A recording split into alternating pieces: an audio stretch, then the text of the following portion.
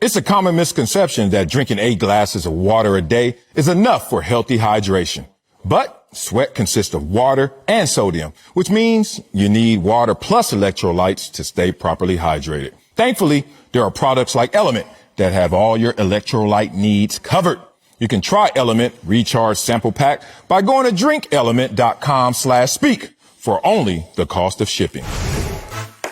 Welcome to Speak for Yourself, sponsored by the Popeyes Chicken Sandwich. I want one. You ever had one? No, I'm waiting to have one on set. Oh, there it is. You heard us, Popeyes, Marcel Swally. Y'all thought it was just a Monday thing? Back to back. Hey. Like Drake over here and Emmanuel Otto. Seen that before. All right, let's get started with the NBA Finals. Game 1 is tonight in Phoenix. Giannis has been upgraded from doubtful to questionable with a hyperextended left knee. Reports say he's, quote, going to fight tooth and nail to be in the lineup. Yeah. For his first finals appearance on the other side, Chris Paul is an 11-time All-Star, but he's also making his first trip to the finals. So Acho, with the same old suit on again, whose legacy would benefit more from a title? Chris Paul or man? My dog Giannis, big dog. And it's not that they won't both benefit, but Chris Paul is a fringe top 5 point guard of all time. He's fringe top 5. Everybody has Magic, Oscar, Isaiah Thomas, Steph Curry, and then Steve Nash, John Stockton, Jason Kidd, Chris Paul. Jason Kidd, Chris Paul, John Stockton, Steve Nash. Chris Paul, Steven. Some order of that arrangement hovers around 5. I love it. But we do know that if Chris Paul were to win a chip, something that Nash didn't do, something that Stockton didn't do, then Chris Paul would cement himself as the 5th best point guard of all time. Kudos to him. Congratulations to him if that were to happen. However, Giannis is currently hovering in that maybe 30 to 40 best player of all time range, right? Like he's still a ways away. But Sel, if he wins a chip, now he would be a 2-time NBA MVP plus have a chip. Imagine what kind of leap and bound that would usher Giannis into. Now, here's the biggest reason. I'm going to lead with my headline. I'm going to lead with my best take because I've been keeping too many good takes in the holster and I forget to shoot them. Is that what's happening? You're going back home watching YouTube? I forgot to say that one. In this race of greatness, when you talk about Michael Jordan, when you talk about LeBron James, when you talk about the greatest of all times, there's a race of greatness. Jordan and LeBron, they kicked later in the race, with LeBron even kicking before Michael Jordan. But Michael Jordan, he had his great start later in the race. When I look at the first several years of their career, LeBron, Michael Jordan, if Giannis wins a chip, Giannis would actually be beating them through the age of 26. Oh, the age. Through the age of 26, Giannis would actually be beating them in that race because look at All-Stars, MVPs, and NBA titles through the age of 26, assuming Giannis wins. All-Stars, he has 2 less than LeBron, 1 less than Jordan. NBA MVPs, he has the same as LeBron, 1 more than Jordan. And if Giannis were to win a title, he'd have more than Jordan and more than LeBron by the age of 26. So based on trophies alone, Giannis would be somewhere between Michael Jordan and LeBron James as far as statistical greatness.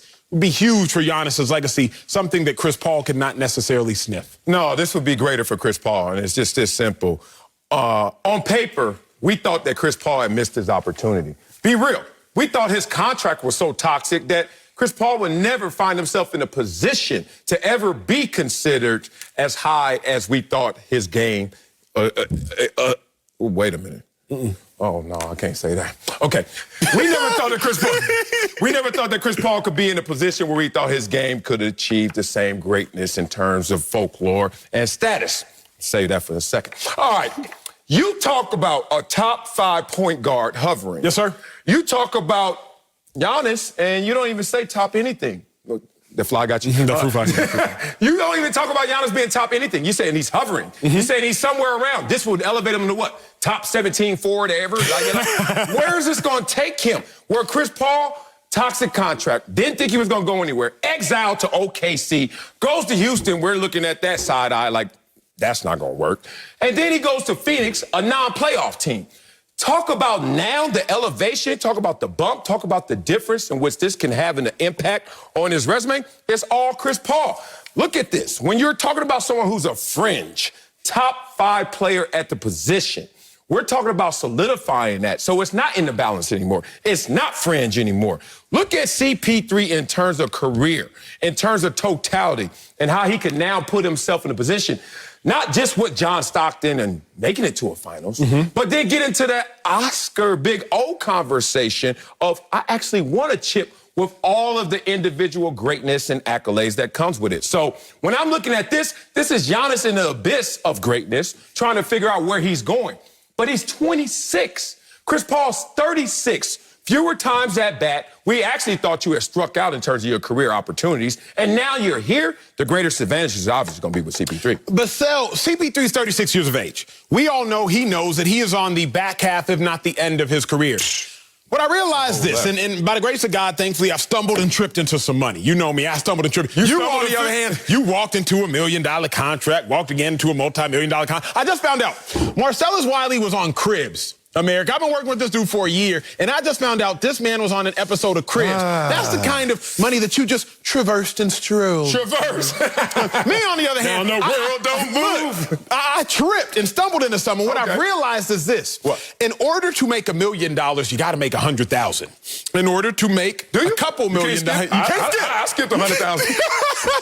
You can't skip. Let me stop sounding like that. And this is it. What? If Giannis was going to become one of the greatest of all time, which he actually can become, stop it. Giannis got to win a chip.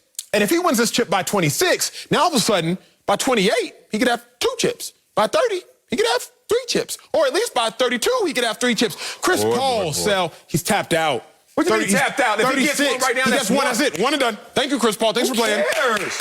Thanks for playing. Oh, my God. But Giannis already has 2 MVPs, back-to-back, mind you, plus a chip. I believe there are only 12 players in NBA history with 2 MVPs and a chip. Giannis is now in a category of the Magics, the LeBrons, the Jordans, the Duncans, the you name it. Giannis is in a category of greatness. Chris Paul wins a title.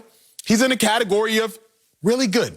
He's in a category of really good. You just said top 5 point guard. Giannis went to really good. Giannis is in a category of elite all time, not elite at one position, elite all time. Oh, wait a minute. First, now, what you do? What you do? Making a mistake. Now I know why you leave so much ammo on your paper and not in your words, because you shouldn't have said what you just said. What'd I say? Who's ranked higher right now in terms of all-time? I'll say CP3. First of all, whenever someone answers, I'll say, they really trying to hide something. CP3! Thank you, with your chip. He's played CP3's a better player already without a chip. You don't think that this is going to help and give him the turbo boost he needs to get in that career? Take it back to our sport. You didn't play, you didn't probably witness fully John Elway in his heyday. No. John Elway was a dude. John Elway was the first of those when they got drafted and said, this dude is different than even the number ones that we have drafted before. Special, kind of Andrew Luck, Peyton Manning, etc. You get to this position right now, if you're end of your career, John Elway, 2 years remaining in his career, no rings. Now, we're having that conversation. One of the best quarterbacks all time, top 5 all time. But, I mean, just buts everywhere, right? All of a sudden, not only did he get 1, he got 2. Think about Chris Paul, if he could just get himself in that position, monkey off his back. Steve Young, when he was sitting there on the sidelines, I finally got the monkey off my back. That's what we're talking about with Chris Paul. So Chris Paul's already higher than Giannis, and he has a monkey on his back. Giannis doesn't have a monkey on his back right now. We're just trying to figure out the arithmetic on which, how can this team get over its hump for a championship, for a contention? And right now, they're as close as they've ever been. But still, even if he gets it at 26, we'll start going into, wow, he could get multiple. But with Chris Paul, we'll have to retire him without any. That's the impact it would have on CP3. But, Sel, let me push back here. Because the same ingredient can mean more to something or somebody different. You can give somebody the same ingredient. Nutmeg. Not even nutmeg. Let's go cars, because you got all these Teslas and I got a hybrid, right? I finally got a hybrid. Shout out to the Lexus to give me the hybrid. And I realized this. My Lexus needs gas, but not with the same imperative need as my cars that aren't hybrids. That can't function off electric or function off gas. Same ingredient of gas means more to my Land Rover, if you will, than it does to my Lexus. It means nothing to your Tesla. So, when I talk about this ingredient of adding a championship, it it means something to Chris Paul, but it means much more to Giannis because Giannis already checked MVP box, checked 5-time All-Star box, still only age of 26, right? Although been in the league for 8 years, checked the box of having the best team over the last 2 years, Milwaukee Bucks record-wise, cumulatively the best record over the last 3 years. Giannis has already checked off all these boxes. His missing ingredient is the legacy. Can he win a chip? Whereas Chris Paul, his only knock was, can he stay healthy? Hamstring injury knocked him out. Don't say his only knock. His only knock was he can't win a chip. Why he can't win a chip? In part because he's always hurt. Because he's always hurt. Right. But Giannis was never hurt. Greater conversation, which is where your chip sat, Chris Paul. But who had the bigger... Whose limiting reactant was more concerning? Chris Paul was just, man, if he would have been healthy, they would have been beat Golden State when he was in Houston, and they was up 3-2. You ever go to the club talking about if I had brought my credit card, if my homeboy had hit you earlier at the club promoter, if you're getting in with an if? But here's what we know about sports. Here's what we know about sports. What? Lore is actually greater sometimes than reality. I want to say yes, but you got to give me an example. Think about it. Let's go. We can go with the greats. We can go with Barry Sanders. No, don't do that. Barry Sanders, and he was great. Only played 10 years. Imagine what would have happened if Barry would have played till 35. Imagine what would have happened if Calvin Johnson would. Who knows what would have happened? Maybe they would have got started at 31. But it ain't greater than Barry. But I'll give you one. What if Barry played on the Cowboys? That's what. It's the lure of it all. Yeah, I get some of that. Chris Paul was already safe because Chris Paul was like, man, if he would have been healthy, he would have got him a chip. Giannis has been healthy. Giannis's only excuse is he's not good enough to do it. But once he does it, no more excuses. That's my point. He's not good enough to do it. Now, in this situation, if he gets it, you know we're going to look back a couple games and say, damn, they advanced without him, too. Who knows how many games he's going to play? We'll talk about it later. Is he even ready for tonight, game 1? Is he going to be ready for this series? Point being, they're going to already start to say, how many carats in that ring you just won, Giannis? 100? Give me about 20 of them back, 30 of them back, 70-carat ring. You look at Chris Paul. Wait a second. Ain't they missed the same amount of games, Sal? Who? Chris Paul and Giannis. Chris Paul missed his 2 because of COVID. Giannis has missed his 2 so far. Respect. You know I'm on that side with you, big dog. I'm not arguing this. I'm just highlighting what they going to say. Fair. Versus Chris Paul, he came back and redeemed himself. Game 6 Clippers. He goes out there and leads a charge. He doesn't even have to be the most productive. It's just his floor generalship. Being the Yoda of the group. Chip, we are. And then if he goes out there and does that, they're going to give him all that credit. Already top 5 point guard who's going to get the bump. Greater impact because he's already been solidified. But Chris Paul, it starts and stops with this. Chris Paul has a ceiling. Chris Paul, in terms of greatness? In terms of greatness. Chris Paul cannot Chris Paul cannot be any greater than a top 5 point guard of all time because he's not surpassing the Big O, if not because of skill, definitely because of folklore. He's not surpassing Magic because of everything. He's not surpassing Isaiah Thomas, both because of what Isaiah Thomas accomplished and the legacy of the bad boy Pistons. And he's not surpassing Steph Curry because Steph already got 3 chips and went to 5. Yep. So Chris Paul is stuck. He got a ceiling and he's hitting his head on the ceiling. He is stuck. Giannis, though, is only 26, I remind everybody, because I feel like he's been in the league forever. Giannis is about a year or 2 older than Book. Yeah. And he already got 2 MVPs. If he gets a chip, now you're looking at Giannis like, wait a second. You're ahead of Michael Jordan and LeBron James at the age of 26. Jordan's career spanned from 84 to 2003. LeBron's career spanned from 03 to counting. You would already be ahead of the greatest of all time by the age of 26. Let's not condemn Giannis for his limited ability to shoot. I remind you, Jordan didn't have a great three-point shot. Three-point shot didn't necessarily exist. Let's not condemn Giannis for his inability to shoot. Let's just look at the facts. And the facts are very intriguing because the facts say that Giannis is off to a better start than Michael Jordan and LeBron James if he wins a chip. I'll end this lap with the track and field analogy. I'm going. I'm not saying that the individual is going to beat Usain Bolt. Not saying that. But what I'm saying is through 50 meters, you got to squint. Through 50 meters, you can't tell who's ahead. Is it Usain Bolt or is it the opponent? Through 8 years of their careers, through the age of 26, through roughly 40% of their careers, you got to squint to say who's off to a better start. Giannis, Jordan, LeBron. Chris Paul is done. He's tapped out. It's the ceiling, big dog. Giannis, the sky is the limit, and this chip skyrockets him into a limitless sky. That was a good take. That was a good take. Terrence Knighton right now, who broke Usain Bolt's 200-meter world record at the same age, under 18. You look and you say, he's faster than Usain Bolt. And then, you know, it's so funny that that usually doesn't correlate to them having total success, fulfilled success. But I get you off to a greater start. Here's the thing about Giannis. He's not in this position like Chris Paul is second to LeBron James of being drafted and how many wins he has. Think about that, second to only LeBron James. If you think about who Chris Paul is, I think you're looking at it like, well, it's because the ceiling is right here. You're going to be a top 5 point guard all time, and you're not going to be anything but 5. You're top 5 and you're 5. Okay, but within that tier of what a top 5 point guard is, and more importantly, who's number 6 through 10 trying to catch him, he's going to move up. There is some limits. You're not passing Magic, probably not going to pass Big O, etc. But with Giannis, what are the contributions we're going to give him fully of being whoever he may become? Chris Middleton is already being called the Batman of his team. We never heard that with Jordan in the early years. We never heard that with Jordan in the later years. So that conversation is a little tricky. All I'm saying is CP3 has been going to the club sitting at a different table. And Giannis ain't even in the club yet. Even though he got them MVPs, they're like, nah, B, wrong club. So now CP3 gets to move up to the big table with the champions if he can finish the deal. Coming up, Aaron Rodgers is opening up about working on his mental health this offseason. We have a lot to say about that later on. But first, the Suns have avoided a few superstars on their way to the finals. We'll tell you how we feel about that next on Speed. I'm sweating and they're flying. Getting recommendations from your friends for that perfect diet might be a big waste of time. The real answer is already within you, your genes. What are the best foods based on your DNA? What foods have the nutrients that you need? How quickly do you metabolize caffeine and alcohol? Don't guess. Use the code Speak for Yourself for $20 off a Geno Palette DNA kit. Find out how to eat for your genes.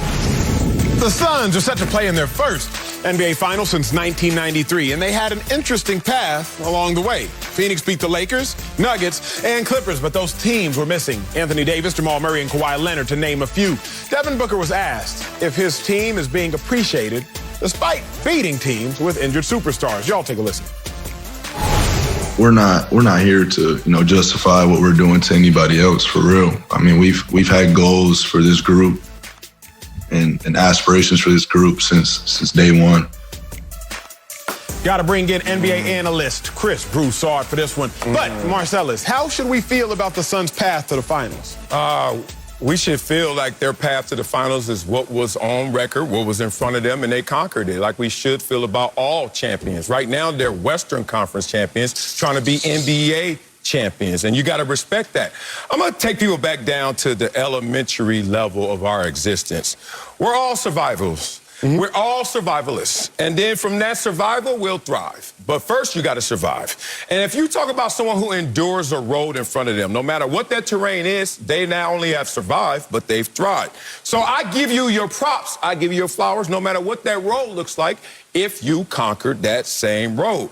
People want to always separate injuries from skill, size, speed, strength, will, etc. I'm here to tell you that it's a tangible, just like size is, speed is, all of those things. When people look at injuries, they always look at it in a different category, like, oh, that, but. Let me tell you, because I'm in the pool of guys who had great moments. Why I didn't have consistently great moments? I had 2 great years and a few good years. Why I didn't have more great years? I can tell you right now, that tangible called injuries. Like, that sucker come and sap you.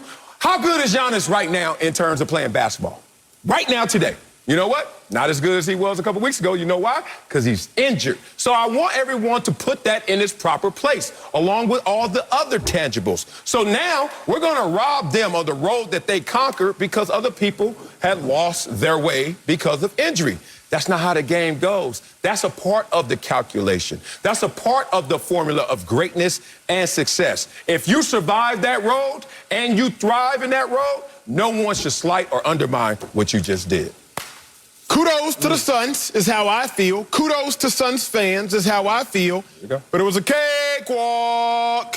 And if you are anybody besides a Sun or Suns fan, then you can acknowledge that. Now, here's what we're not going to do. We're not going to take away what they have earned, and they've earned the right to play in the NBA Finals. We're not going to take away what they have earned, and that is winning the Western Conference. But we're also not going to turn our eyes to the path they took to get there. Anthony Davis, first team, All-NBA. didn't play in the pivotal games of the opening round against the Lakers. Jamal Murray, first player since Michael Jordan, 3 consecutive 40-point games in the postseason.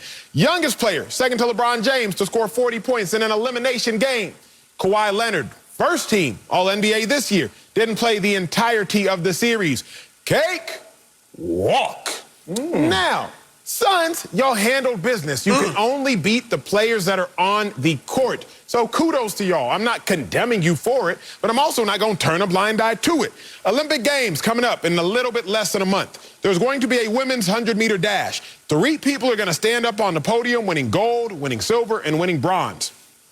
I'm going to look at one of them people like, a woman by the name of Sha'Carri Richardson would likely be on that podium if not for an issue she stumbled into herself. Nonetheless, she would likely have taken a spot from one of y'all. Now, I ain't going to take the medal from y'all. I'm not going to take the gold, silver, or bronze from anybody because you beat who was out there and you beat the rest of the field.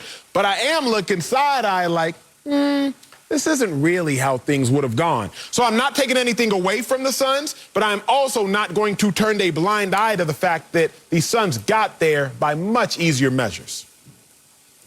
Cakewalk. All right, look, Marcellus, you obviously went philosophical. Acho, you kicked some facts. Some facts. I'm going to emphasize that word some because you left some out.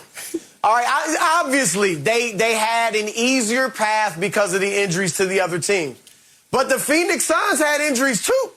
Was not Chris Paul their team leader, their MVP candidate, the first team All-NBA point guard this season? Didn't he have a shoulder injury? Played with a stinger and was very much impacted by that as far as his quality of play. Then you go to the second round. Yes, Jamal Murray is out. Okay, but that didn't stop Denver from playing well without Murray toward the end of the season, nor did it stop them beating Damian Lillard and the Portland Trailblazers in the first round. Now, going into these playoffs, had you said, who's better, Phoenix or Portland? Yeah, you might have said Phoenix, but it would have been close. And you certainly probably would have taken Dame over Chris Paul. And they gave Dame all sorts of trouble without Jamal Murray. And what Phoenix do? Swept them boys. And then you get to the Clippers series. That's right. Chris Paul, he missed the first 2 games on COVID protocol. He might as well have been injured. And then Cameron Payne, who was playing great, he injures his ankle. So he's out. And then Chris Paul, because of Patrick Beverley's roughhousing, tears ligaments in his wrist. So, and Devin Booker, dare I forget, the broken nozzle. I mean, so they played through some injuries, too. So let's give them their props because they not only got hurt, but kept on ticking. See, that would have been a phenomenal take. They clapping out here. On another show. Oh, really? And I say that because on another show, you may not have had the same level of astute analysts with intelligence that would challenge your take based upon statistical numbers. Get clean. But here's the problem, Broussard. Anthony Davis missed roughly 33% of his team's playoff games. Kawhi Leonard missed roughly 32% of his team's playoff games. And Chris Paul missed roughly 18% of his team's playoff games. So even if I wanted to concede to your take, which was a take worthy of snaps, not claps, but snaps. Even if I wanted to concede to your take, Broussard, the better players, which are Kawhi Leonard, based on being first-team All-NBA, Anthony Davis, first-team All-NBA last year, they missed more time than even Chris Paul missed. So, yes, the Suns faced some injuries, but they weren't nearly as long-lasting or as devastating as their opponents.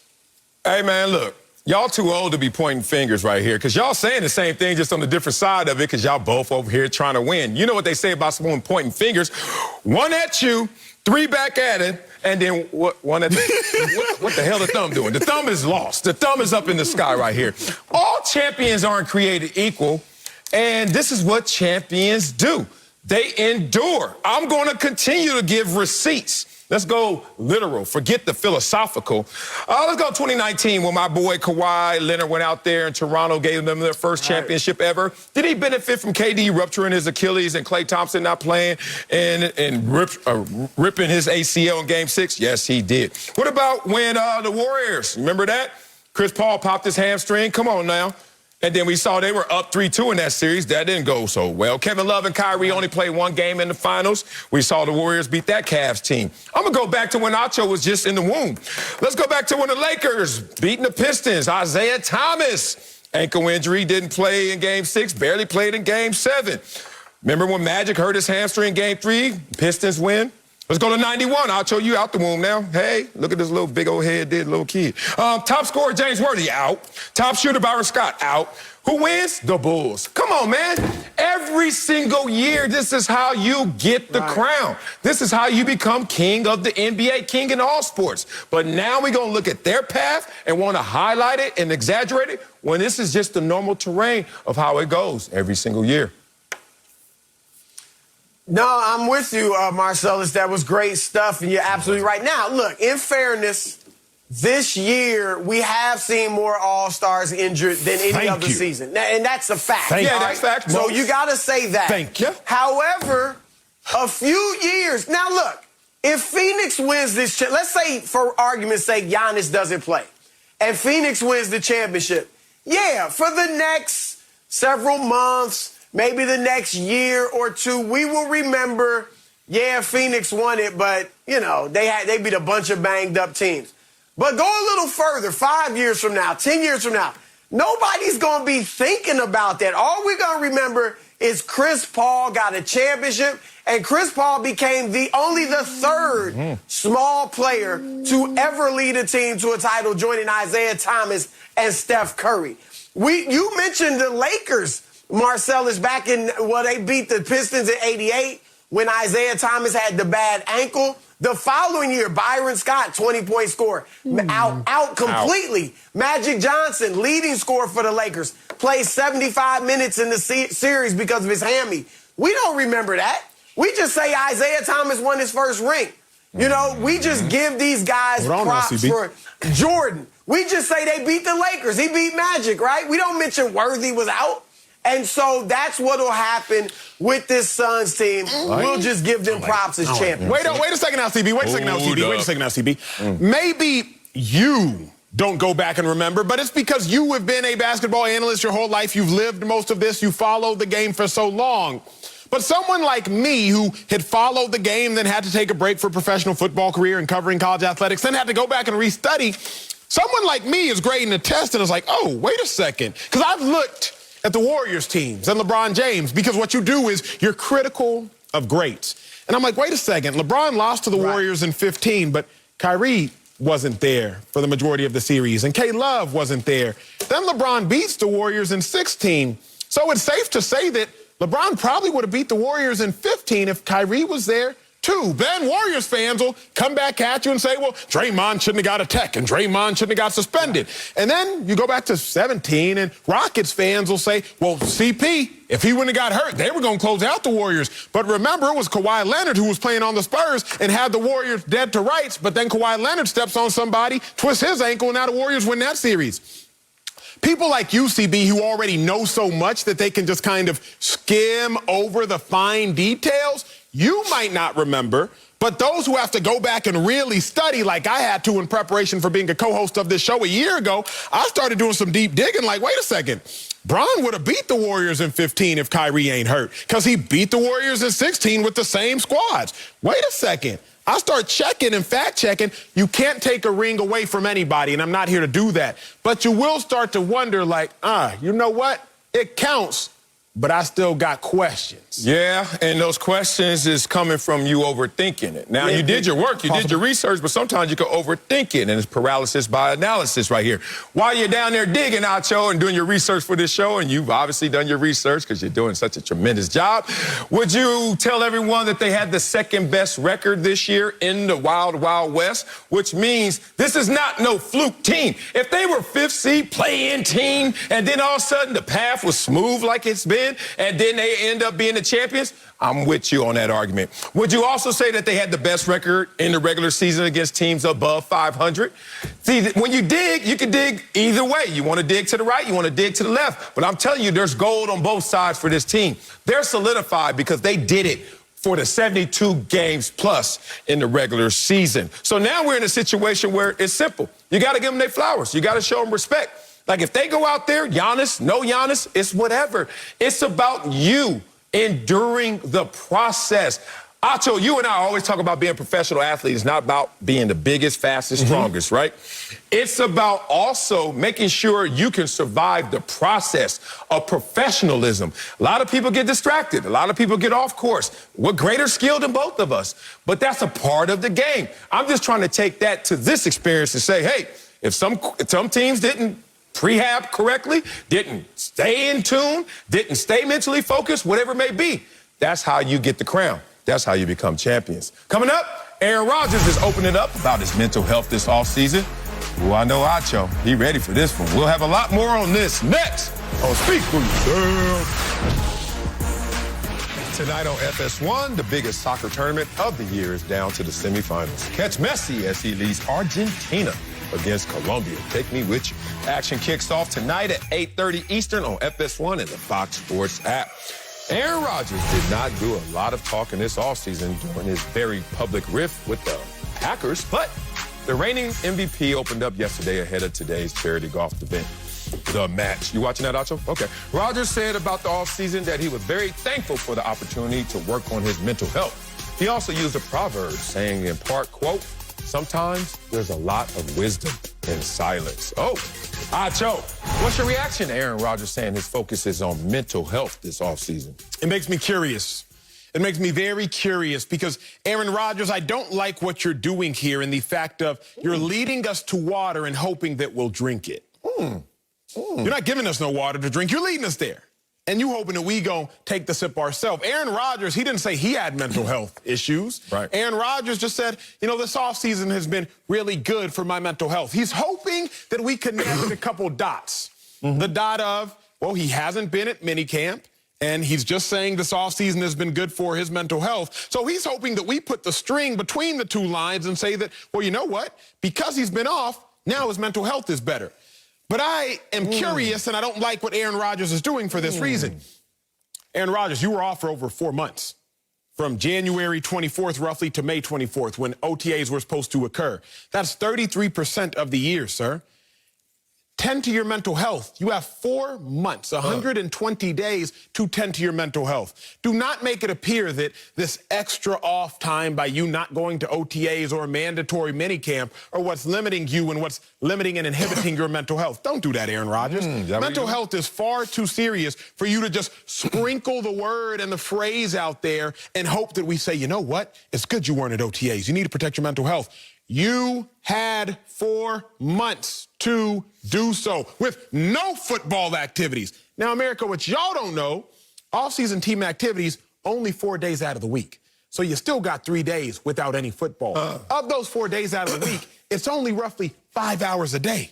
So you still got 19 hours of the 4 days you're working to focus on your mental health after the 4 months you had completely off. I don't like that he didn't say it with his chest. If you want to say, man, these OTAs have been great for me because I've been battling mental health stuff and I need OTAs and I need to take that time off so I can focus on my mental health, then say that. Say that. But don't just say, you know, this time's been really good and mental health is really important and hope that we draw the line. Now, I'm going to preface everything I'm going to say with, I got a frog in my throat, and that frog got a little son that he ain't claiming, and then he got another one that's illegitimate. All right, let me get this out. I ain't like your take. I respect your take, though, because I think that's one way to tie this up. Let me tie it up a different way, and hopefully you like my take and respect it as well. When you're giving yourself mental reps, as they say in our sport, it's usually in lieu of attendance or participation, right? So coach is like, you got to get yourself better somehow, some way, all the time. Because if you're not getting better, you're getting worse. Well, Aaron Rodgers, I think right now is saying in lieu of being there as a participant and in lieu of my attendance, I'm getting these mental reps. Now, let's talk about why he's highlighting mental health. I think in our world, too often and too much, we only focus in on physical health. Think about how you're even introduced to physical health. I tell you how I was introduced to it. 5 years young, at 54th Street Elementary School, we had the Jesse Owens Olympics. And I was like, what's that? Now, I'm a little competitive little dude. What's that? Well, we're going to time how many jumping jacks you could do in a minute. Then we're going to time how many push-ups you could do, how many sit-ups you could do. Can you run around the track? What time is that? And then they're going to give out awards. And I was like, really? Cool. But you know what was most important about that? Wasn't the competition, wasn't the fact that I won and beat my grade level kindergartners, was the fact that I was introduced to building blocks of physical health.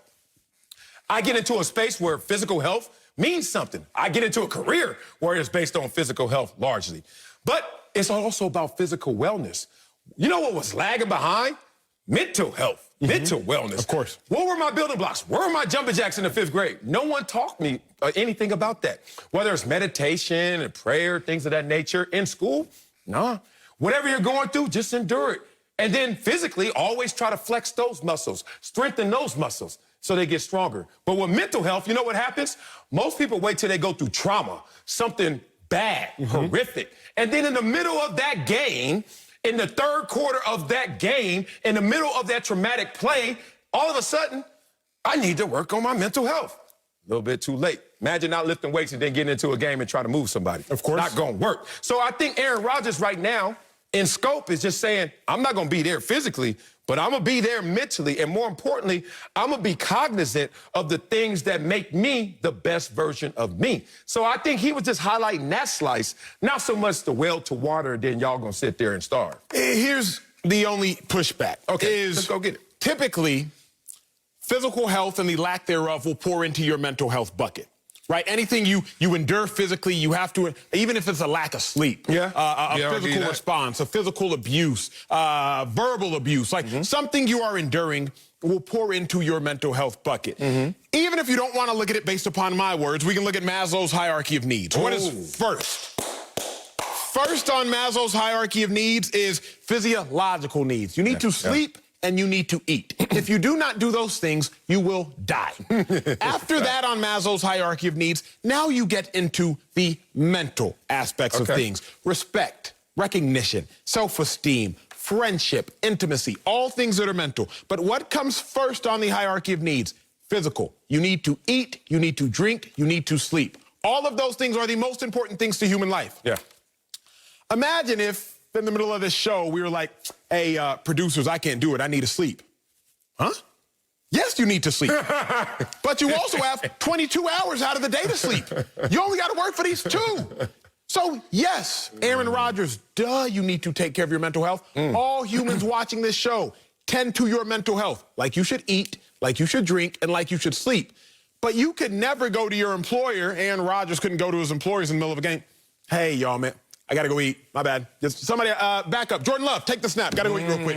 No, because you understand there are a hierarchy of needs in life, starting with physical needs, then the imperative mental needs, which everybody needs to tend to, then self-actualization, just your own self-worth, all of those needs. But you also understand you work your needs around your obligations as well. Aaron Rodgers, don't sit here and try to act as though you can't handle your obligations because of your mental health needs, because you handle your physical needs around your obligations, and we know that your physical needs actually come first based upon living itself. Interesting. Let's have some fun. Let's layer this. Take this onion and take it apart.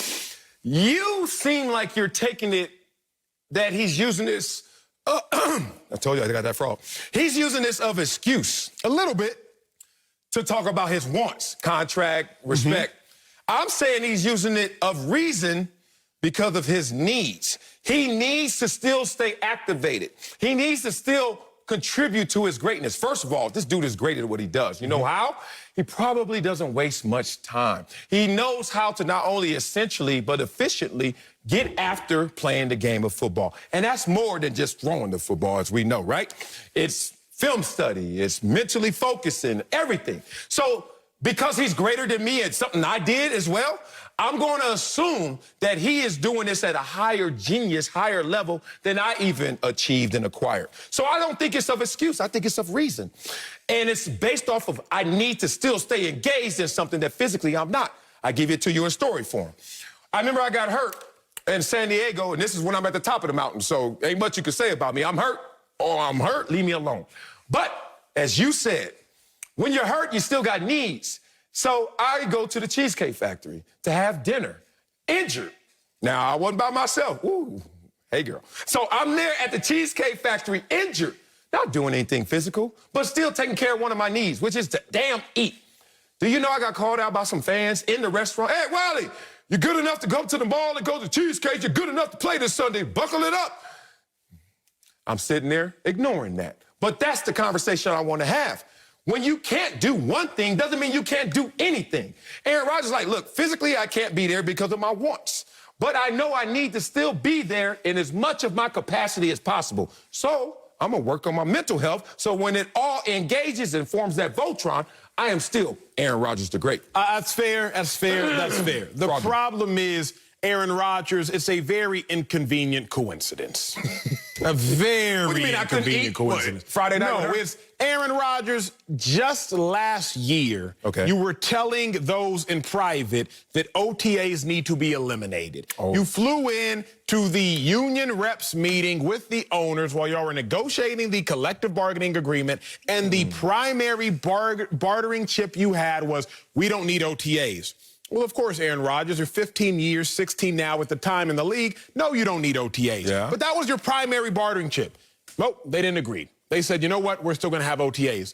Well, now all of a sudden, what does Aaron Rodgers miss this year? For the first time in a long time, maybe ever, he misses OTAs.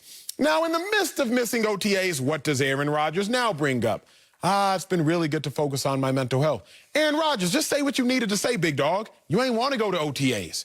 Because if you wanted to bring up focusing on your mental health, you could have brought that up from January 24th when you were eliminated to May 24th when you were supposed to report. If you want to bring up focusing on your mental health, nobody is stopping you for the 19 hours a day during OTAs. But don't miss OTAs for the first time after privately saying you didn't want to go to OTAs, and now sprinkle the most volatile word along with race and mental health. Don't sprinkle one of the most volatile terms into the aspect of you missing something that we knew you wanted to miss because you told the owners. Wow. Did I miss that, or did you just really layer that and get to it right here? Because you're saying he's using it for cover. Yes. Yes. I didn't know that. That's the crux of my issue. Okay. Like, I've been trying to say it softly. I've been trying to say it with your chest. I've been trying to imply it. But I'm like, Sel, if last year he said he flew in to say, hey, I don't want OTAs. Well, they voted collectively and they said, sorry, Aaron Rodgers, OTAs are still going to exist. Yeah. A year later, Aaron Rodgers is notably now, for the first time, not at OTAs. And now you can't just not show up to OTAs or you're a bad dude. So, what can you say? What's the hot topic that can cover me? I'm going to say mental health. Mental health is incredibly important. We all know that, Aaron Rodgers, but we also know you've been off for 4 months. That's 33% of the year. You have been off for 4 months. Don't act as though if you need to focus on your mental health, have you been doing it since you've been off? Don't try to use it as cover to avoid OTAs so that Packers fans will now at least give you some more grace, because we're in a huge society right now where people are looking for grace even though they just in the wrong. So they start doing different things to cover to ask for grace even though it's just like, no, you just in the wrong. You know me. I appreciate you because you're more empathetic than I am. You're emotional, man. And this is a positive. I hate when people are like, oh, what do you mean you're more in touch with your emotions than I am. Yes, sir. I am emotionless, bro, and it's kind of scary to me sometimes as well. It's in part, football made me like that. Football tells you, I don't give a damn how you feel, you better go do it. And I already grew up with that mindset. I already grew up in a family dynamic that was like, man, forget them feelings, Lil Wayne. Forget them feelings. So I respect what you're saying and how you got there. But now we're at a point of discovery. Add a little more time on this clock. Okay, because I see this cover happening. Naomi Osaka. She did this. She woke up in a bad mood. I'm going to tell you why. And she said it was mental health and depression, but it was merely a bad mood. You know why? Because her sister called her out. Sister said, you just still got tired of them reporters asking you why you suck in the French Open on clay. And she didn't want to hear it anymore. So all of a sudden, it's a mental health issue when it really isn't. And if it is, really convenient, what'd you say? Real convenient time to say now it's mental health. Interesting. There are countless examples, but you said it. In this generation, many people are using something else to kind of grease or give them mattress. So when they jump off and really do what they want to do, they can land softly on something that we all respect. It's crazy because, look, I saw this coming from hell low. Colin Kaepernick pulled this a little bit as well. He Trojan horse victimhood into the conversation. I'm not going to go too far with that. But basically, Colin Kaepernick had his own core issues, but used a greater grand issue to kind of give cover to him dealing with his own core issues. And it became more selfish than selfless or about the greater of society. Interesting, brother. You could have said that in the beginning. We could have had a whole different conversation, but now we out of time. We're going to come back to that one day. Damn, Aaron. I was with you for a second. Coming up, the NBA Finals are missing two familiar faces. We'll tell you if no LeBron and Steph is good for the NBA next. Oh, damn, the government on me. You hear, Siri? That's next. Don't speak for yourself. She like, you got a frog, bro. NBA Finals will feature Giannis, Chris Paul, and Devin Booker, to name a few, but it will not have LeBron James and Steph Curry, which is very rare. The two superstars have 7 titles between them, and our own Jason McIntyre pointed out their dominance in the last decade and the fact that LeBron, Steph, or both of them, have been in every final since 2011. Whoa. Chris is back, but Acho, is the finals without LeBron and Steph good for the NBA? First off, can we acknowledge that graphic basically would have existed without Steph Curry? Like, I don't know why we needed to add Steph to there. Steph Whoa, that's even Look deep. Like, wait, no, 2019. LeBron, 2019. Yes, it basically would have existed without Steph Curry. But I like Steph, so shout out to my dog. Take it back. I think it's great to have Steph a did final. win 3 of them, though. Calm down. Calm down. Watch your mouth, okay? Watch your mouth. I mean, I'm just saying. That's facts. I like that is, we're finally getting a finals without LeBron and without Steph, because if you want to groom a next generation of superstar, you got to see the superstar. Kobe Bryant became Kobe Bryant because we saw Kobe Bryant, and he won chips alongside Shaquille O'Neal.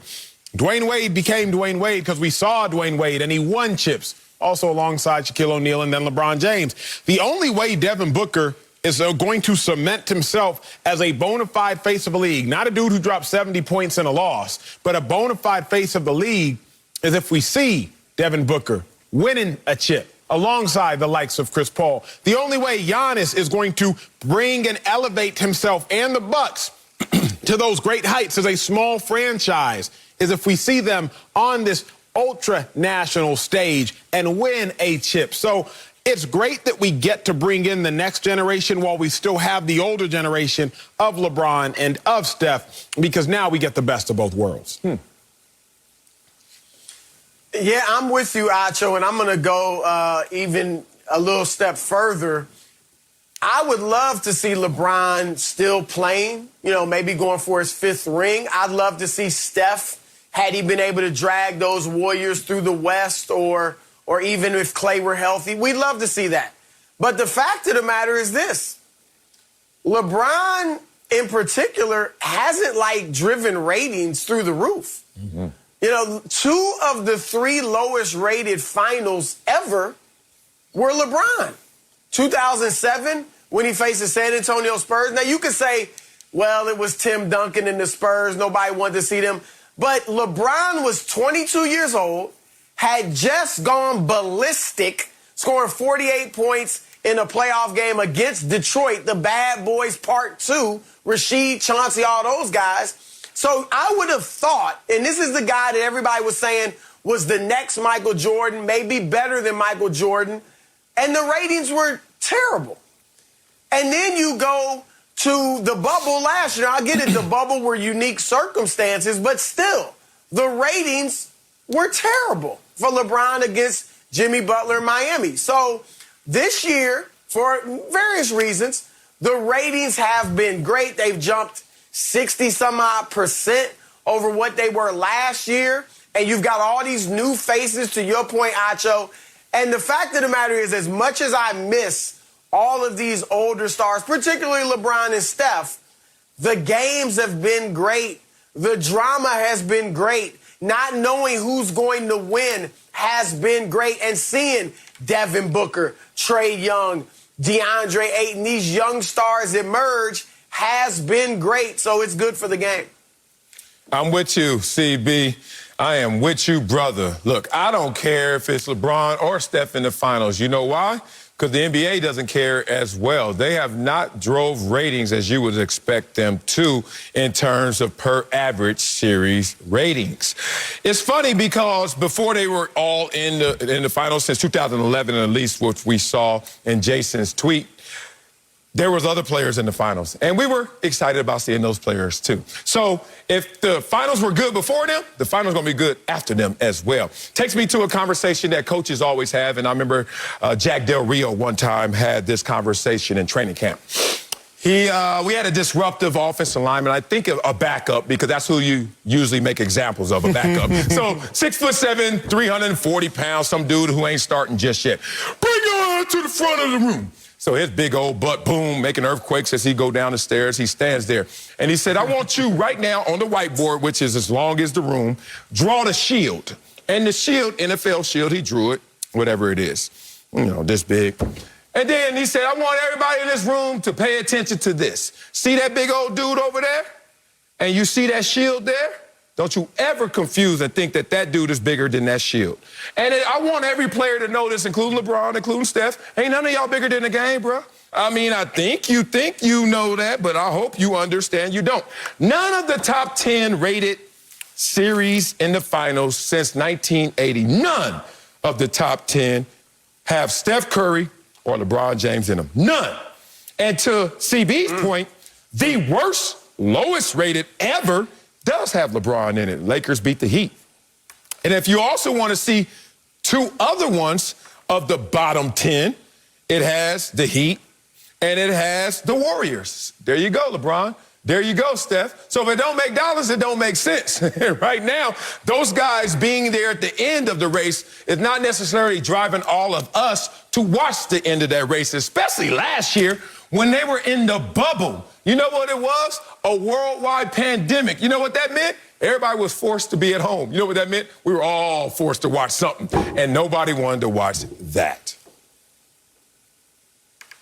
Yeah, and I'm going to be honest with you guys. I'm a bit baffled that LeBron and Steph haven't driven ratings more. You know, LeBron is popular and polarizing. And look, polarizing, some love you, some hate you, but usually that means they'll watch you. Look at a Floyd Mayweather or something like that. And it hasn't translated for LeBron. What I would guess, when you compared Michael Jordan and the way he drove ratings to LeBron, is that Jordan's game was so much prettier, right? His game was so much more graceful.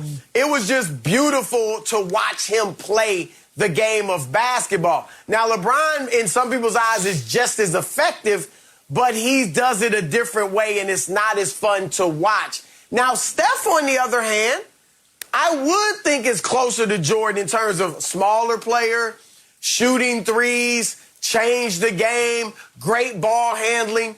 I would have thought people really wanted to tune in to watch Steph. So I'm a bit baffled by why they haven't driven ratings. Let's do this then. But the fact is they haven't. Let's have this philosophical conversation. I've had it with Marcellus before, I think outside of a dressing room. I'm not going to blame this on LeBron and Steph. Because what we know is this. Right now, TV, distractions, the market is more saturated than ever with content. Sel, correct me if I'm wrong. I think it was you who were having this conversation with me. And I think it was you who was telling me there will never be another Michael Jackson. And there will never be another Michael Jackson, not necessarily because of talent alone. Let me look at my dog Marcellus, please, along with CB. Not necessarily because of talent alone, but the fact of the matter is, we just didn't see Michael Jackson. And there weren't a lot of distractors. It was Michael Jackson, Eddie Murphy, Michael Jordan. There wasn't a lot of competition. There wasn't Twitter. There wasn't Instagram. There weren't vloggers. There weren't YouTubers. There wasn't Netflix. There wasn't Hulu. There weren't streaming. It was just you saw your primetime entertainers, your primetime sports. You didn't even get to see Taco Tuesdays and what they were doing. If you saw Michael Jackson, it was just like you saw God, because you only ever see Michael Jackson on the tube. I don't know if it's that LeBron and Steph just aren't that captivating, or LeBron and Steph have to compete with more competition than ever as far as eyeball watchers and as far as viewers. We might be careful what we wish for, because we go and look back at the end of this ratings and wonder just how many people are tuned into the Bucks and the Suns. So I just throw that morsel of knowledge in there because, Broussard, I don't want to blame something on LeBron and Steph when, if we look back, I don't know, maybe sheer coincidence, when was Twitter founded? I believe 2007. When did LeBron play the Spurs? I believe 2007. I'm not going to say that Twitter is the exact reason why LeBron didn't have the, but I will say, when did Blockbuster start to fold to Netflix? I believe it was 2006, 2007. When did LeBron and the Cavs play the Spurs? I believe it was 2007. I just think some of these are also just happenstance as opposed to it's on LeBron and it's on Steph. I think that's fair in that that's certainly a part of it. There's no denying that. However, when we talk about Michael Jordan, we are talking about, look, cable television existed. It wasn't obviously like today, but we're not talking about going back to the 70s and 80s maybe where there were 3 channels, you know, where you had to watch ABC, NBA, or CBS. So I get what you're saying, and I do think that's a part of it, but that doesn't account for all of it. And so, and look, the viewership shares, which is the percentage of television sets that are on that are viewing the NBA, are higher than they've been this playoffs since 2002, 2003.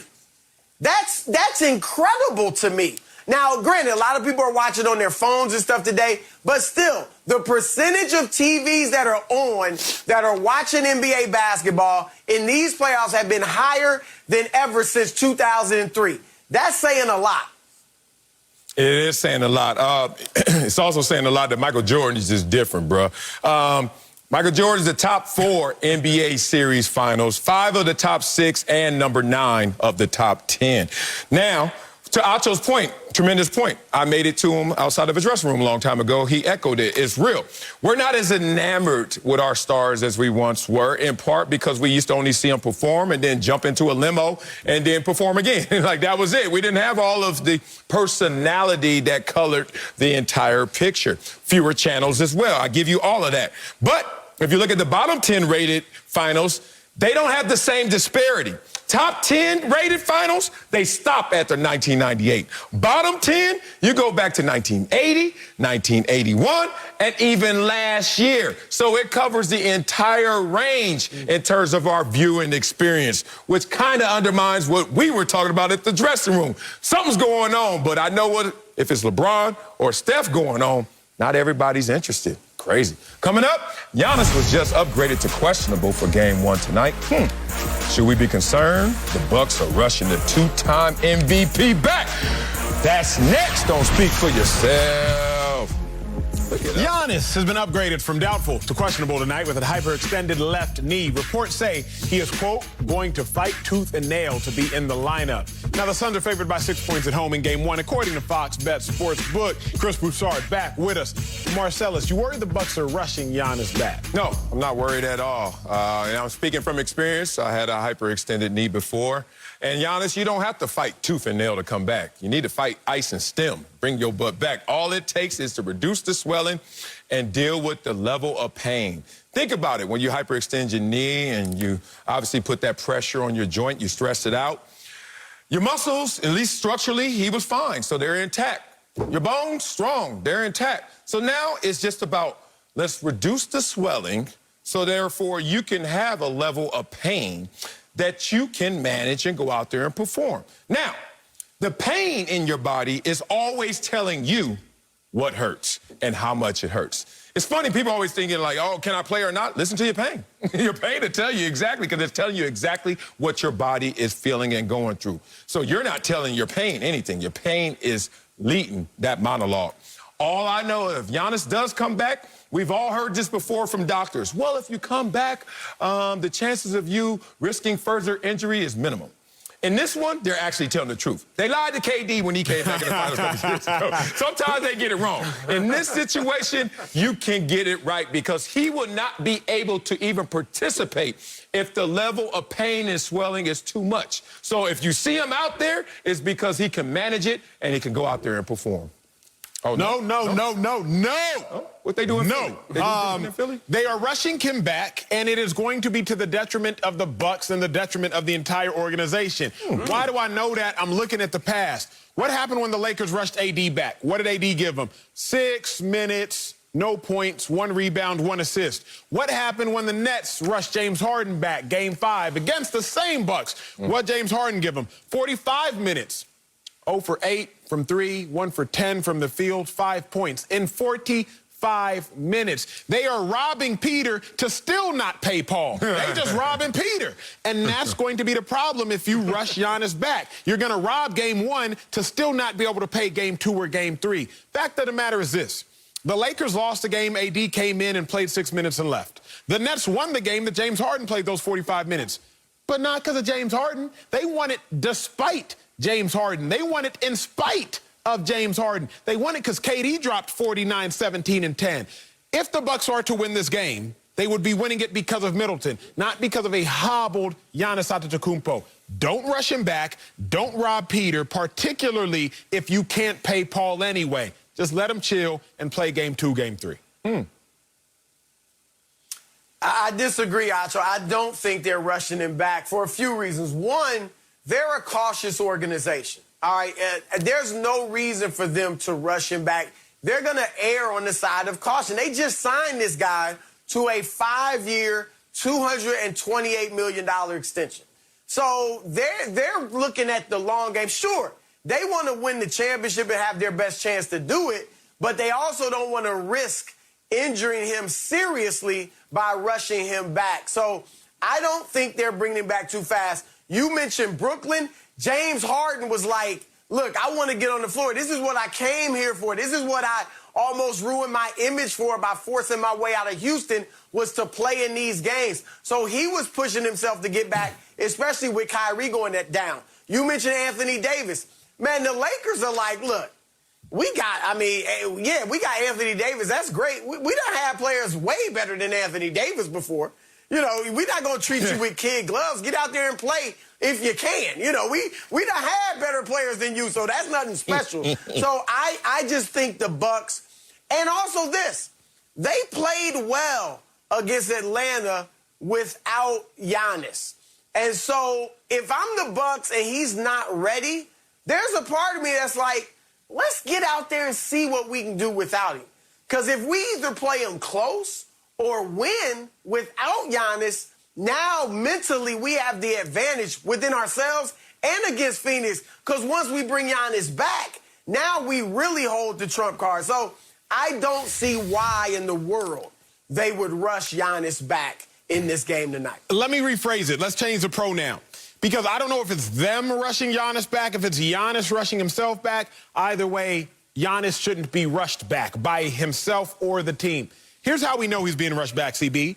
Because you don't go from out, which we kind of all assumed he was, to doubtful, to questionable, now expected to play, barring something unforeseen, all in a matter of 3 hours. That's what happened with James Harden, y'all. Harden went from out to doubtful to questionable to likely to play. Giannis went from doubtful to questionable, and now I've seen some tweets about expecting him to play. We'll test pregame. That is rushed because you don't escalate up the injury depth chart or the injury report card that fast over a 3-hour period of time. So that's my first thing. My second thing, CB, the Bucks are 1-2 in game ones this playoffs. The Suns rather 3-0. So it's not like the Bucks are used to getting a head start. Bucks lost the first 2 to the Suns, then went back and won their next 2. Bucks aren't supposed to win the first 2 games anyway. They're not supposed to go hold the Suns' home court. Hold your own home court. If I'm the Bucks, just do what you can do to make sure that you win the 2 you're supposed to within the first 4. After that, let's dance. But don't rush Giannis out there, or don't have Giannis go out there prematurely, and then now you risk sacrificing games 2, games 3, games 4, etc.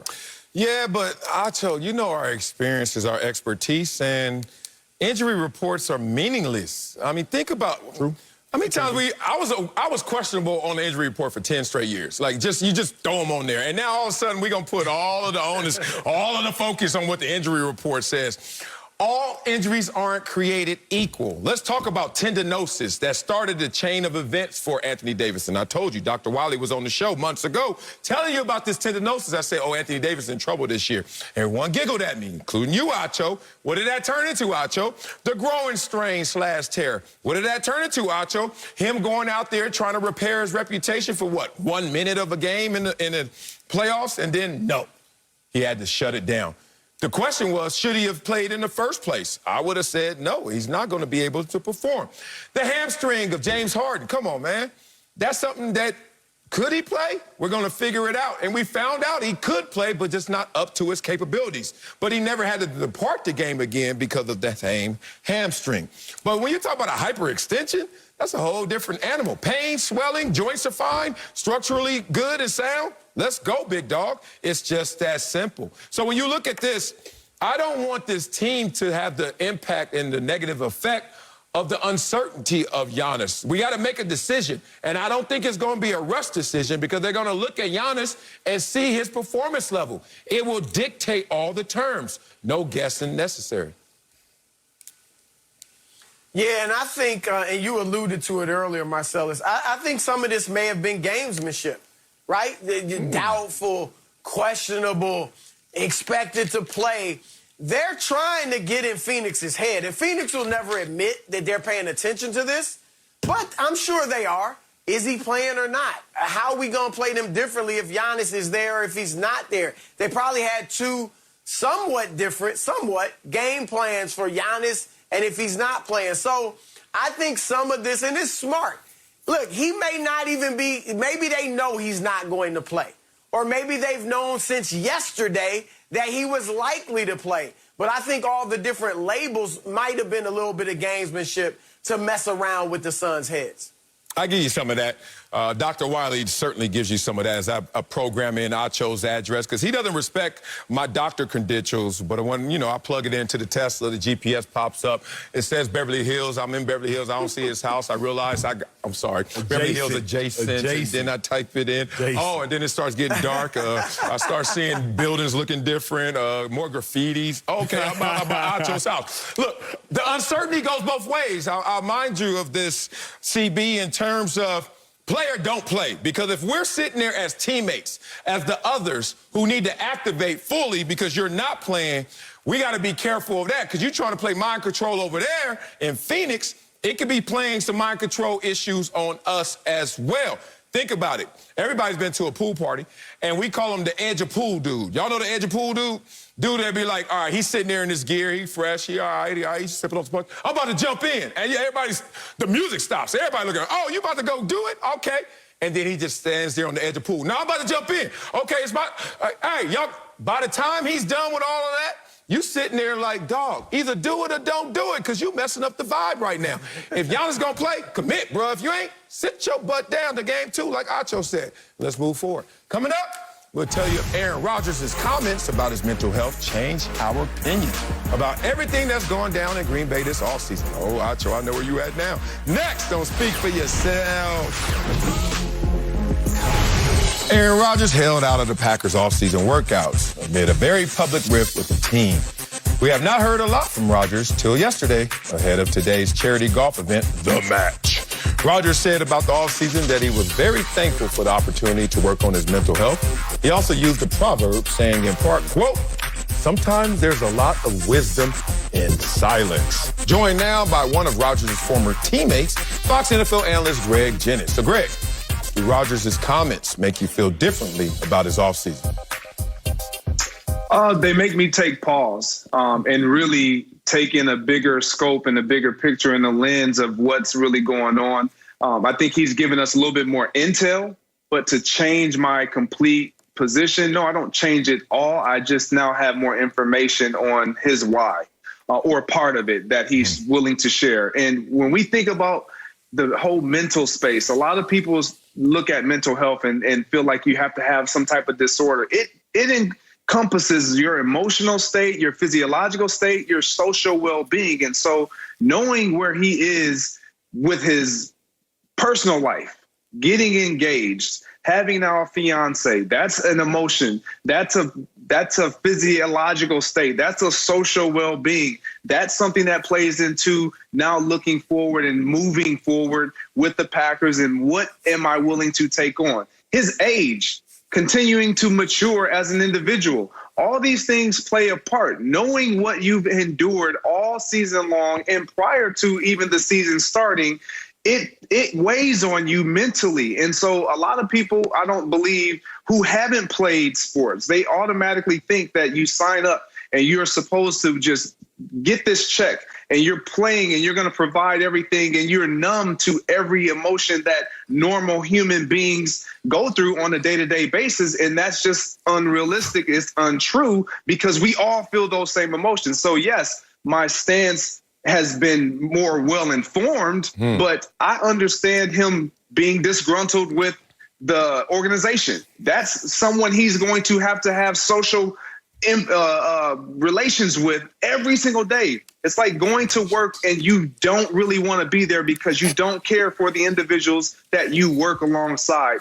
It is a challenge mentally, and I feel like a lot of this has weighed on him for so long, and I give him credit for even speaking out and being aware of his own mental space. Not the social relations. Help Relations? Aaron Rodgers got to have relations. Social relations. No, G, I don't feel differently about Aaron Rodgers offseason. In fact, it makes me be a little more perturbed at Aaron Rodgers and his actions this offseason. G, I don't know if you caught us 45 minutes ago. We teetered on this topic a little bit. You know, G, you played in for the Packers. You won a Super Bowl there. They had count them up, 4 months off from when they got knocked out of the NFC Championship game until OTAs were supposed to occur. January 24th until May 24th. Roughly 120 days, 33% of the year. Aaron Rodgers, to tend to the things you need to tend to. It won't be done then.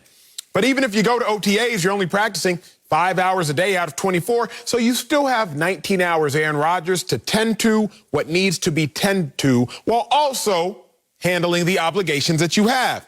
But now Aaron Rodgers, who I know and I have made known because you also made it known, Aaron Rodgers, now who you didn't want to go to OTAs in the first place. You fought with the collective bargaining agreement to not have OTAs. Then they said, you know what, sorry, we're still going to have OTAs. And now you choose not to go to OTAs and you sprinkle mental health over it. Aaron Rodgers, mental health is way too serious a term. It is way too serious in our society for you to now try to at least appear to use that to some degree as cover. Why do I say so? Because you had 4 months, Aaron Rodgers, from January 24th to May 24th. Now, that's not going to be the end of anyone's mental health journey, as we all should be tending to our mental health like we should all be tending to our physical health. That's not at all going to be the end of the journey. But, G, don't now try to say if you're Aaron Rodgers, yeah, you know, I don't have any mental health issues, but this offseason's been good for my mental health. If you want to say it, say it. But he's trying to, G, use two statements and hope that we connect them. I don't want to go to OTAs, and this offseason's been good for my mental health. Why don't you just say, taking the time off from OTAs has really helped me in my mental health need? He's not saying it, G. He's giving you a sentence and hope that you jump to the conclusion. Is he really? He is saying that it is assisted and it helped with his mental health. It doesn't matter how much time off you have. You still know I'm going into the same environment that I have had to take on an emotion and a feeling and develop all these relationships and understand my value is necessary for the success of not only my teammates and myself and my well-being, but my organization at large. That's a lot for an individual to take on. And you can't tell me just because he's the MVP of the National Football League, he NFC championship game the last 2 seasons, he should be on this high and he should be able to, you know what? 4 months, 3 days, 3 months, all you need, I'm back at it. It's not simply that easy for individuals who need to decompress. Sometimes you take vacations from this show and you telling me a week is enough? No, you probably would love to have more to unplug. It doesn't mean that you don't want to get back, but I need more time. But give me more time. G, you know this, big dog, because mental health is just as important, if not more important than physical health. But for the sake of this conversation, let's draw the parallels and say they're equal, just for the sake of having a conversation. You have to pick and choose when you work out. You got to pick and choose when you eat. You got to pick and choose what to eat. Aaron Rodgers can't, in the middle of the game, sit down and say, you know what, I'm hungry. He can't skip OTAs and say, you know what, I'm tired. I just need to catch up on rest for 5, 6, 7 months straight. Assuming mental health is just as important as physical health, which I want to assume for the sake of this conversation, you got to pick and choose when to tend to a certain need while also handling your obligations. So, G, that's where I'm struggling, because sleep and food are just as important as anything mentally. They're actually more important. If you don't eat, if you don't sleep, you die. So actually, they're more important than anything else. But Aaron Rodgers can't just skip OTAs because, man, I need to sleep, man. It's just really good for my sleep cycle to sleep 15 hours a day instead of 8. Man, you know, I would go to OTAs, but I just need to eat. You know, if we don't eat, we die. So I got to eat. No. You find a workaround, G, and that's where I'm at with Aaron Rodgers. Don't sit here and try to use some cover now, Rodgers. Don't do it. Yeah, y'all talking my kind of language right here. Y'all know me. I love that group text honest. That's the kind of show we do around. You know. Oh, I think Acho said the pandering police are out. Yeah. The PC police are out. Yeah. And I don't know if they're going to arrest you, Aaron Rodgers, but they certainly have some questions for you because this cover that Acho continuously is trying to convey is interesting. The mental health mattress, I like to call it. People just throw it down when they get themselves caught up in binds and say, oh, I'm doing something about my mental health. And that's supposed to soften the blow of your criticism. Why does it soften the blow of your criticism? Because we all know about mental health, that it is abstract, that it's nearly impossible, if impossible, to measure the same as some objective physical health standards. So when you're sitting there in that experience, you stop short of your full criticism because you really don't have an answer or a solution to this conversation. I get it. I'm going to admit, I'm with you, Greg, in this conversation. I didn't put these two things together. I put it together more so as the player who has to get mental reps because physically he's not there in attendance or physically he's not capable of doing it. So like we all do. We have to activate other senses when you're compromised in one sense. So Aaron Rodgers is like, look, I can't see practice. I'm not there physically to touch and feel it. So guess what? I'm going to kick in some of my other senses. I'm with Aaron Rodgers in this. Now, if he's using it because he's been sitting there in Hawaii, now sitting there at the press conference of the match and getting tired of people saying you're only missing because you're in your feelings, then he wants to say, well, you don't know the level and state of my feelings and wants to put that in a different place, then Acho has a stronger point. But right now, I want y'all to finish this wrestling because, boy, I'm interested in what you got to say, GJ. Let me get back to my dog, G. Let me get back to my dog, G. Greg, we already established that mental health, physical health of the utmost importance. We've also already established that going on vacation is going to be better for anybody's mental health than likely working whatever job they are working, regardless of how much they love their job. However, we all in society realize we got to do both. There's a time to work, there's a time to play, there's a time to cry, there's a time to smile, there's a time for everything. And Aaron Rodgers, I feel like he is forsaking his time to work at now talking about mental health when it's like, wait, Aaron Rodgers, the NFL offseason is structured to make sure you can tend to that need. The NFL offseason, OTAs aren't 5 days a week, 20 hours a day. The offseason is structured to make sure you can tend to all the needs that you need to tend to. In the same manner that physical health is important, I like to work on my physical health. I'm not compensated in the same manner that a Russell Wilson or LeBron James is to work on their physical health. LeBron James, Russell Wilson both pay notably $1 million a year to make sure they can tend to their physical health. They're compensated to do so. If physical health is just as important as mental health, Aaron Rodgers, you were also compensated in a way that other people are not compensated to make sure you can tend to a need that other people can't as well tend to because of the compensation you're getting. So the Packers are quite literally compensating Aaron Rodgers in order to make sure he can do both, G. That's just my thoughts. There's a lot that you said that I do agree with. They are compensating him to be there physically when we talk about what has been mandatory that he decided to miss, which was the minicamp. However, when I look at this, life is about choices. And the choices you make not only impact you, but they impact those around you and those closest to you on a day-to-day basis.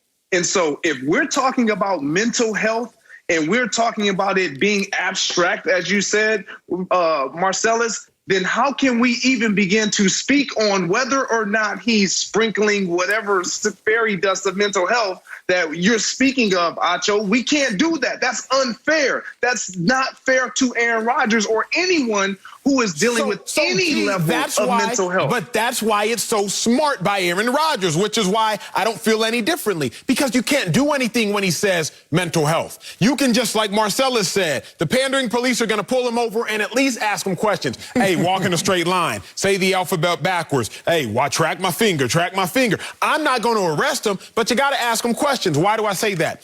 Remember when an individual, Myles Garrett, my dog, close friend of mine just through mutual acquaintances, remember when he got in that fight with Mason Rudolph? Before anything popped off, I text my group chat like Marcellus always talks about, and I said, hey, he better say Mason Rudolph called him the N-word. He better say it. He got one option for other people to give him grace to swing in the helmet, to say that Mason Rudolph called him the N-word. What happened 24 hours later? Man, Mason Rudolph called him the N-word. Because you can't argue that.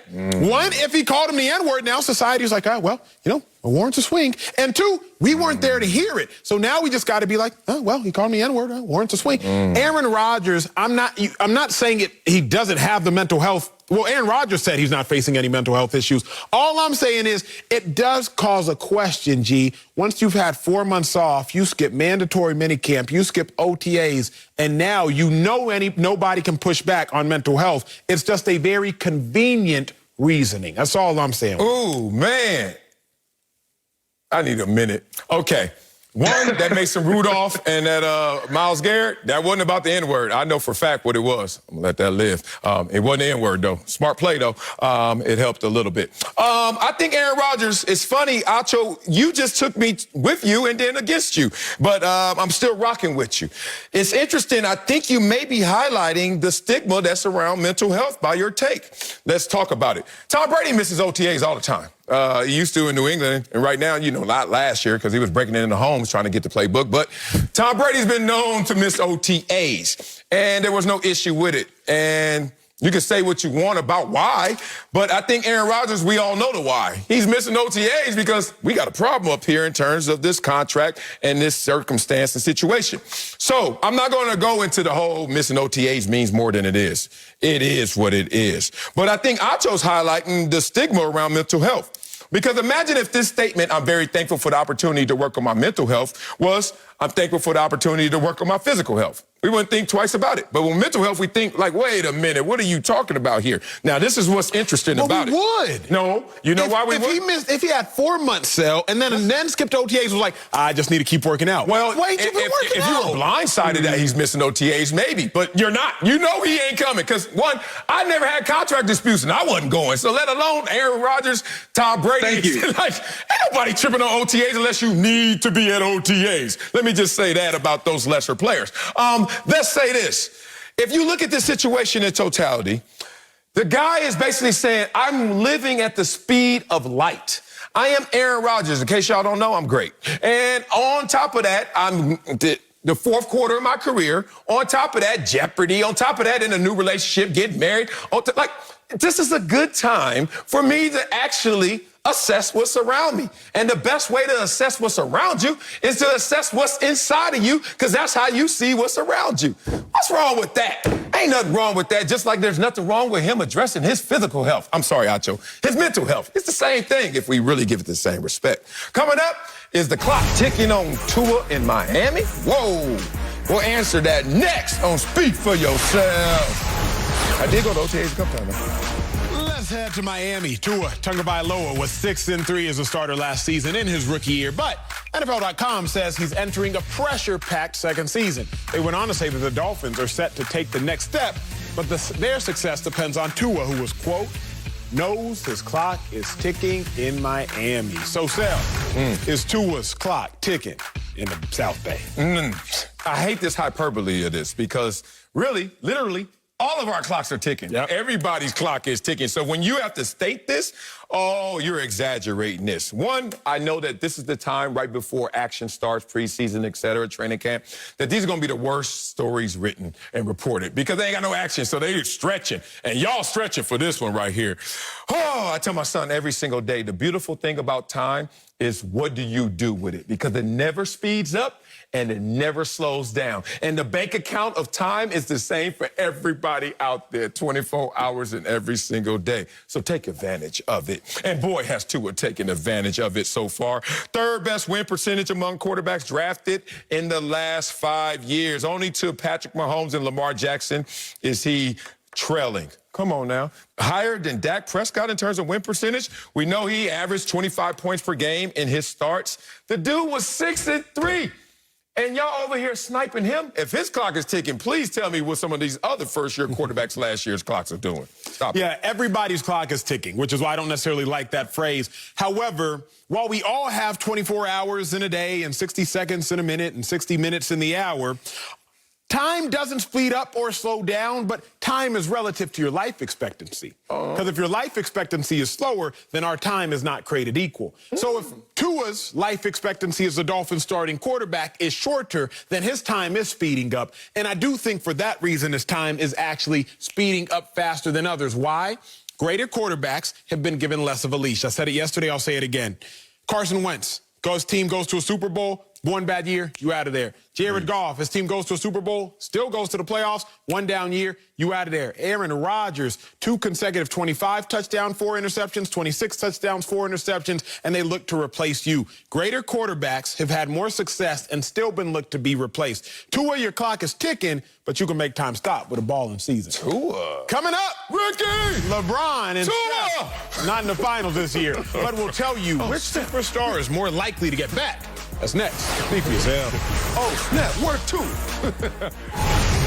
This year's NBA Finals will be the first since 2010 that did not feature LeBron James, Steph Curry, or both of them. LeBron's Lakers won the title last season, but he is 36 years old. Steph had an MVP caliber season for the Warriors, but his squad was missing Klay Thompson. So, Acho, who is more likely to get back to the finals, LeBron or Steph? LeBron, and it's very simple. LeBron James, because LeBron has gotten to the finals with a whole different cast of characters. Oh, he goes in 07 with Zydrunas Ilgauskas. Then all of a sudden he leaves Cleveland and he goes to Miami. He goes to Miami with D-Wade and Bosh. Then he leaves Miami, he goes back to Cleveland. Now he goes with Kevin Love, Tristan Thompson, Kyrie. Then he leaves Cleveland, goes to LA. Now he goes with Anthony Davis, KCP, Alex Caruso. LeBron has gone with several different people across several different teams. Steph Curry, he goes with his regulars. He went with Klay, he went with Draymond. LeBron can switch teams and still go to the finals. Steph Curry, I just don't see it happening, at least not with the same chance or expectancy that LeBron James can. No, it's Steph Curry. You talking about it's very simple because you're a LeBron James fan. I mean, I am too, but damn, good Lord, LeBron, meet this dude. He's all in love with you, brother. It's Steph Curry. Klay Thompson comes back as Klay Thompson. You got rookie James Wiseman there. You got Jordan Poole. You got Wiggins. They got a little squad there, first of all, versus Kuzma, Mr. Melrose, KCP, Caruso. Respect. I like Caruso, but come on. And then AD, talk about his injuries all the time. AD stand for all damn. They're like always hurt, bro. So I don't see LeBron 36 and going. Trying to drag that versus Steph Curry, MVP caliber, could have won it this year. With everybody returning and maturing, I see it there. But with the Warriors, you have to bank on Klay Thompson getting healthy. With the Lakers, you got to bank on AD staying healthy. I'd rather bank on one dude staying healthy than one dude getting healthy. No, because, AD, that sounded poetic, but AD been hurt forever. All damn AD. And then this is just out of the blue. Klay, bye-bye. And then he's done. He's in the clear. We'll see. I got a little bet on that one. That's going to be fun. Coming up, Game 1 of the NBA Finals is tonight. We're making our picks. That's next on Speak for Yourself. Damn, they took Giannis out the picture already. They did. I seen that. That's tonight on FS1, the biggest soccer tournament of the year is down to the semifinals. Catch Messi as he leads Argentina against Colombia. The action kicks off tonight at 8:30 Eastern on FS1 and the Fox Sports app. Need some of that soccer. The NBA Finals start tonight in Phoenix, and Giannis has been upgraded from doubtful to questionable and is, quote, making progress. The Suns are a 6-point favorite for Game 1, according to Fox Bet Sportsbook. So, Marcellus, yes, sir. Who takes Game 1 tonight? You got the Suns or the Bucks? Neither one. Clippers in 3. Gotta do it. All right. Oh, damn, it hit me today. Today was the day. All right, we gotta suck it up. Oh, it hit me in the face. The final start today. We're supposed to be here. Yeah, shut up.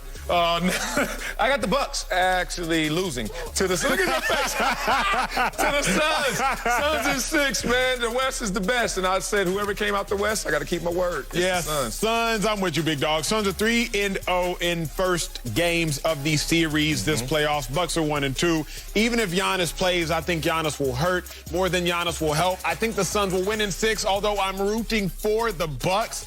But I'm facts over feelings on this show.